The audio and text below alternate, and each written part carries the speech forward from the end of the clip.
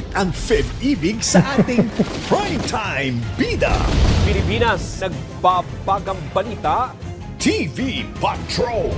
Lahat mamamatay sa pagkamatay ng anak ko. Ang lumabas na panalo ay si Jesus Nazareno, Tanggol, Montenegro. Malapit ko na mauli si Tanggol. Meron akong hawak na alas ngayon na magagamit natin sa laban natin. Huwag ka na mag-alala. Gagawin natin ang lahat para madala natin sa Aling sa ospital.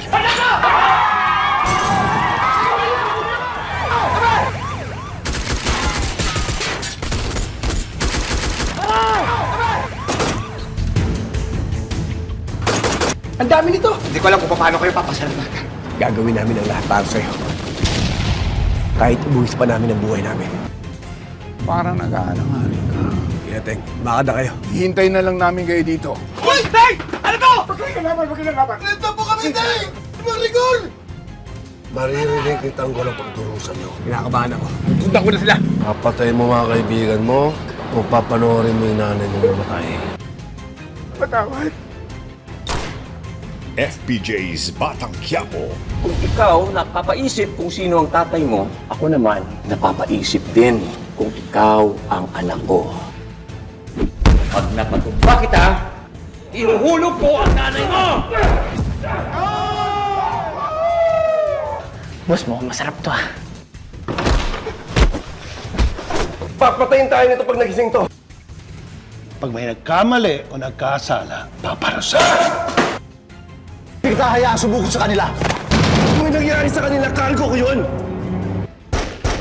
Ang nalalapit na pagtatapos. Siya ba talaga tatay ko? Roja. Hindi na siya yung kapatid na kilala ni Lucas. Wala na siya sa katinuan. Hanggang kailan mo bang titingnan ng biktima tong si Edo? Gusto ko gawin ang tama. Kyle? Puso ang demonyo, liling lang ang lahat. Normal ka, ligtas. Pero alam natin, walang ligtas sa'yo. Hindi mo ako mapipigilan. Tatayo ako sa ibabaw ng bangkay mo para lang makuha silang lahat. What lies beneath? Tayo na ba starting today? Kung mabilis akong oo sa'yo, ang masasaktan lang sa atin, ikaw. Gusto kita.